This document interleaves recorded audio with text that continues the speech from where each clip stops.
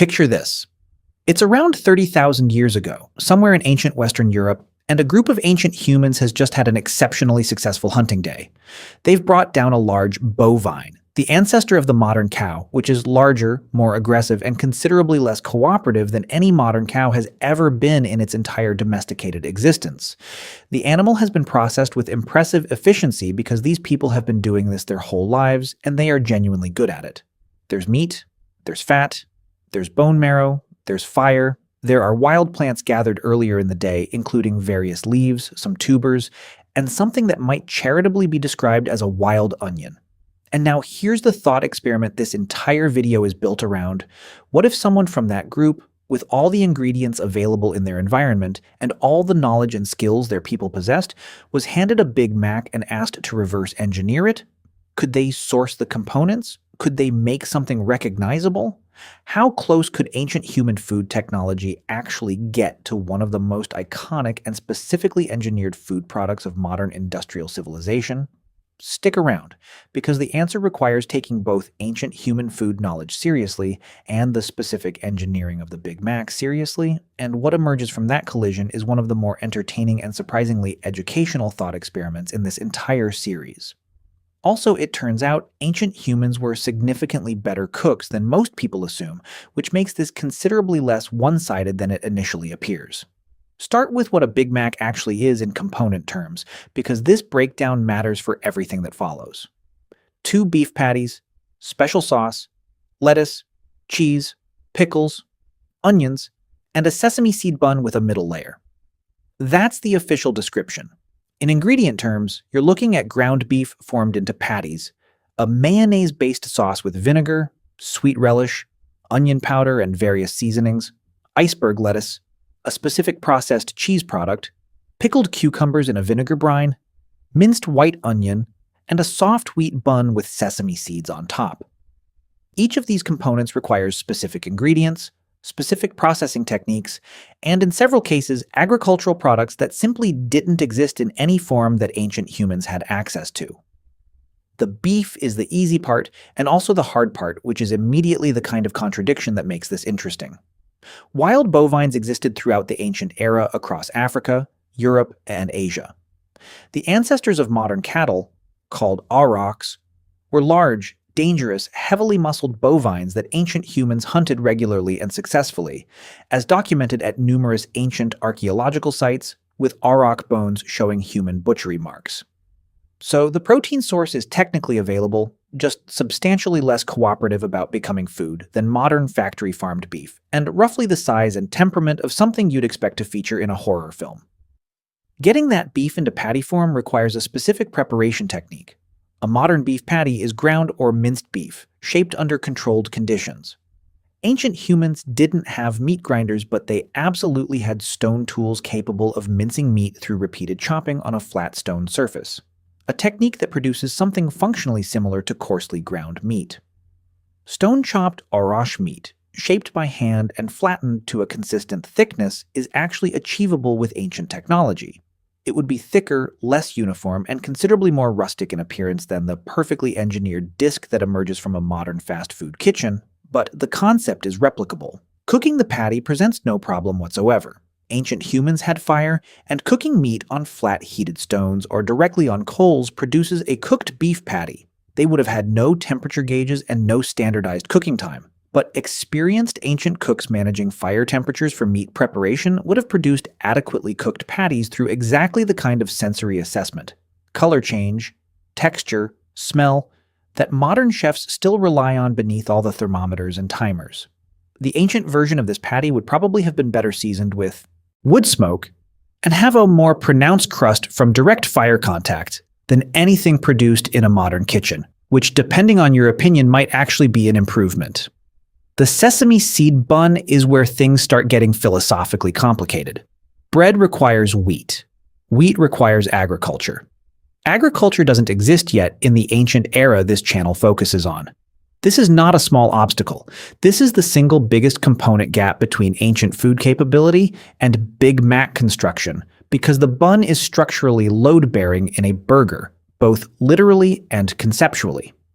A Big Mac without the bun is technically just a meat and condiment situation. which is fine, and ancient humans absolutely ate those. But it's not a Big Mac. What ancient humans did have access to in certain environments were wild grass seeds, the uncultivated ancestors of what eventually became wheat and other grain crops. Ancient people in the Middle East and certain parts of Africa were gathering wild grass seeds long before agriculture developed, grinding them on flat stones using the same technique they applied to everything else, and producing a coarse flour that could be mixed with water and cooked on heated stones to produce something resembling flatbread. Archaeological evidence of this wild grain processing exists from sites significantly predating any formal agriculture, meaning bread-adjacent food technology was within ancient human capability, even without domesticated wheat. The resulting ancient flatbread would have been denser, grainier, more irregular, and substantially more nutritious than the soft, refined wheat bun that encloses a modern Big Mac, because the whole grain grinding process retains all the components that modern flour processing removes. Whether it would have sesame seeds is actually not impossible, since sesame plants grew wild in parts of Africa and Asia, and ancient humans foraged seeds broadly as a food source.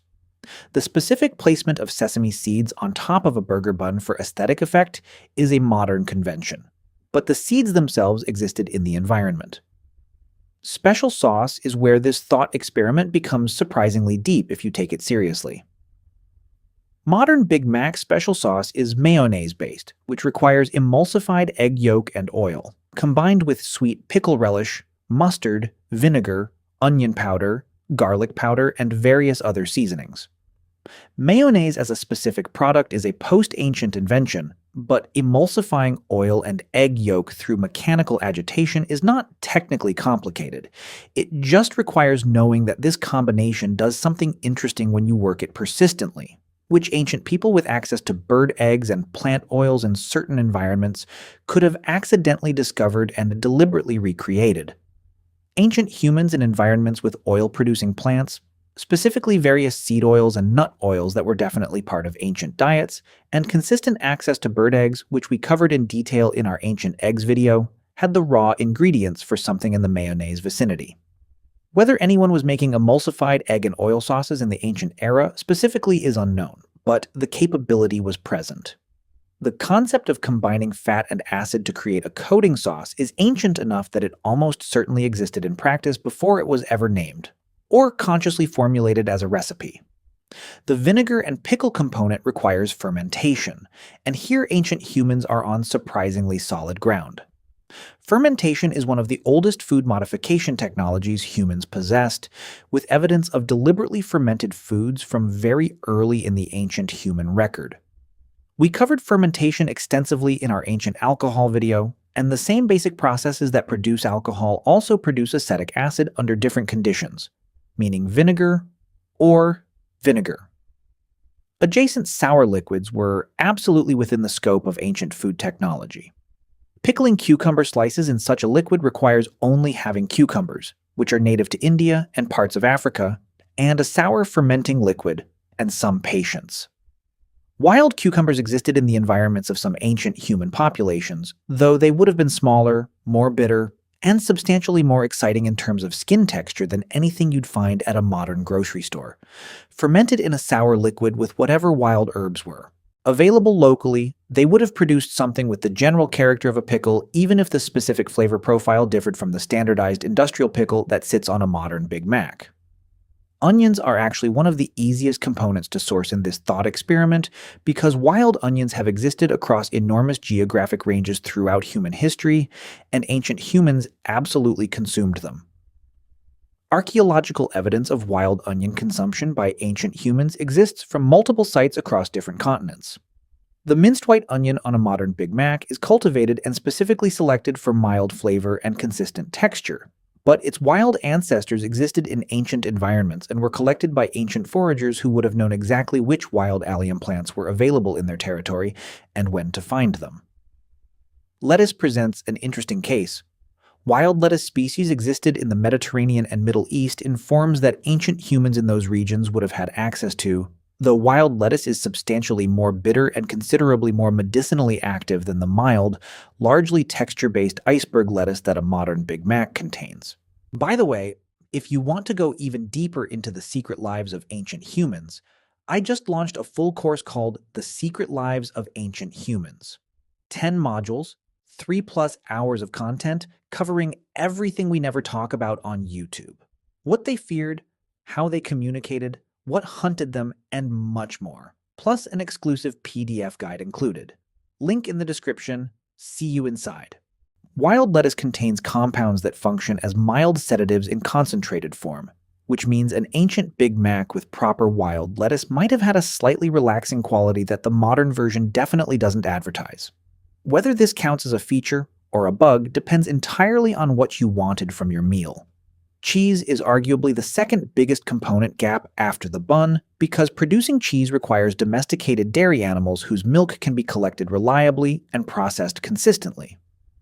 Wild bovines like aurochs were not milked by ancient humans before their domestication, and the specific bacterial cultures and controlled temperature conditions required to produce a consistent cheese product belong firmly to the post-agricultural period.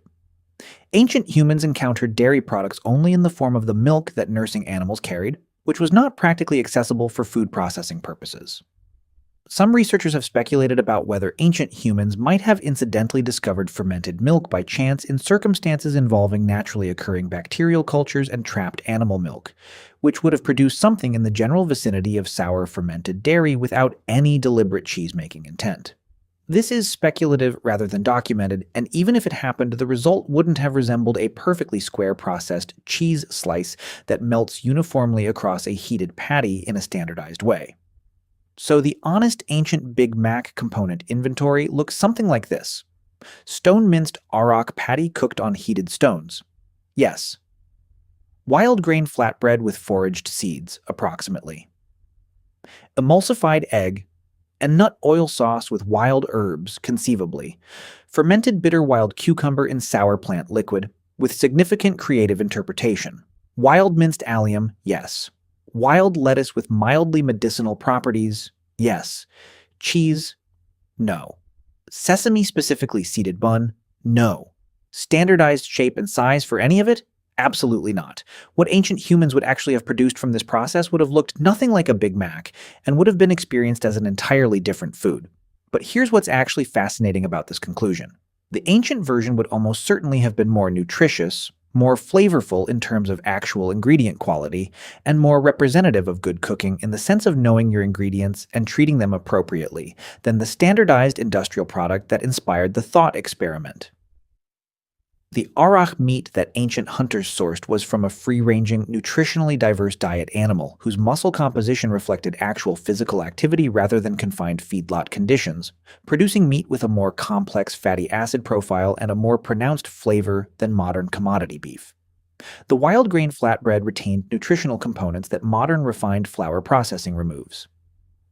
The wild herbs and plant ingredients in the sauce had more concentrated flavor compounds than the standardized cultivated versions of the same plants that modern food production optimizes for yield and consistency rather than flavor intensity. There's a broader point buried in this specific comparison that's worth drawing out. Modern industrial food technology has achieved extraordinary things in terms of standardization, consistency, scale, safety, and accessibility. A Big Mac tastes the same in Tokyo and Toronto and Nairobi, which is a logistical and technological achievement that would have seemed completely impossible for most of human history. But that standardization comes at a cost of ingredient quality, flavor complexity, and nutritional density that the ancient versions of the same basic food concepts could have provided at the individual level, if not at industrial scale. Ancient human cooking knowledge, which we've been documenting across multiple videos in this series through food safety knowledge, plant identification, fire management, and fermentation practices, was substantially more sophisticated than the popular image of ancient humans gnawing raw meat off bones allows for. Ancient people in regions with long culinary traditions had accumulated extensive knowledge about how to prepare, season, combine, and preserve foods in ways that reflected genuine culinary intelligence operating without any formal culinary training or written recipes. The idea that ancient humans would have found a Big Mac impressive is probably accurate in terms of the structural novelty of a sandwich format with multiple distinct components carefully assembled in a specific layered arrangement. That kind of deliberate, multi-component food assembly reflects an organizational approach to eating that is specifically human and specifically cultural. And ancient humans were absolutely capable of appreciating the intellectual sophistication of a food product that involved sourcing, preparing, and combining multiple distinct components in a planned sequence. Whether they would have found it delicious is a different and more interesting question. Ancient human palates were shaped by a lifetime of consuming food, varied, unprocessed flavors, wild plants with pronounced bitterness, smoke-influenced meats with complex fat profiles, fermented items with strong sour notes, and foraged ingredients whose flavor, intensity reflected their wild origins. The specific flavor profile of a modern Big Mac, which has been engineered for maximum palatability to the broadest possible modern audience through extensive market testing, reflects modern palate expectations built on decades of processed food consumption.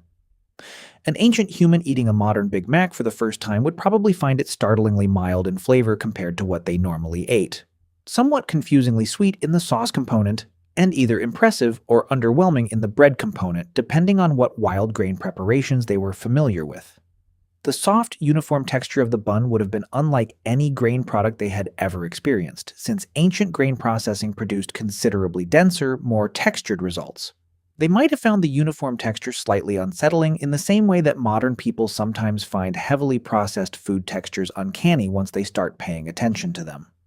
The specific assembly sequence of a Big Mac, the precise layering of components in a specific order to achieve a specific bite experience, represents a kind of culinary engineering that has no ancient parallel, not because ancient humans weren't thoughtful about their food, but because standardizing the experience for millions of identical versions produced simultaneously across thousands of locations is an industrial concept rather than a culinary one.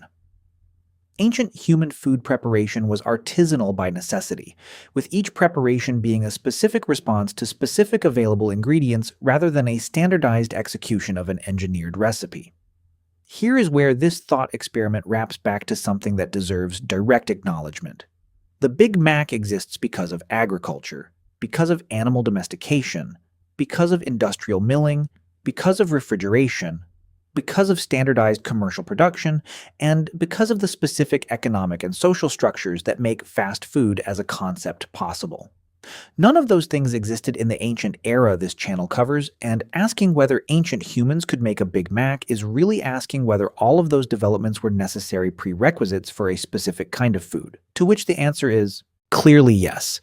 But asking what ancient human food technology could actually achieve in terms of the component categories that a Big Mac represents, meat preparation, bread-adjacent grain processing, fermented condiments, gathered plant ingredients, is a substantially different and more interesting question whose answer reveals that ancient human food capability was impressively sophisticated across most of those categories in ways that the basic thought experiment makes visible.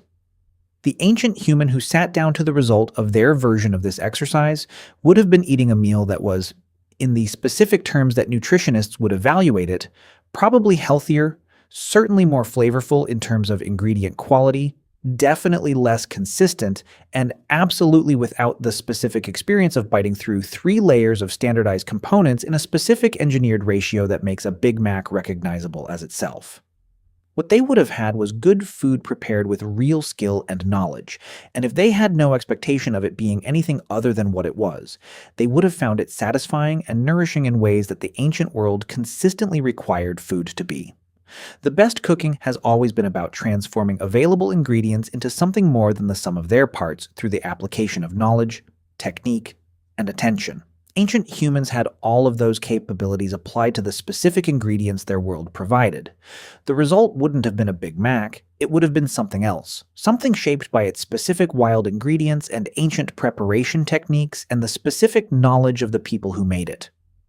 Whether that something would have been better or worse than a Big Mac is ultimately a question about values rather than capability. And the answer probably depends on whether you care more about consistency or character, scale or substance, standardization, or the particular, unrepeatable quality of food made from whatever this specific place and this specific season and this specific person's accumulated knowledge happened to provide.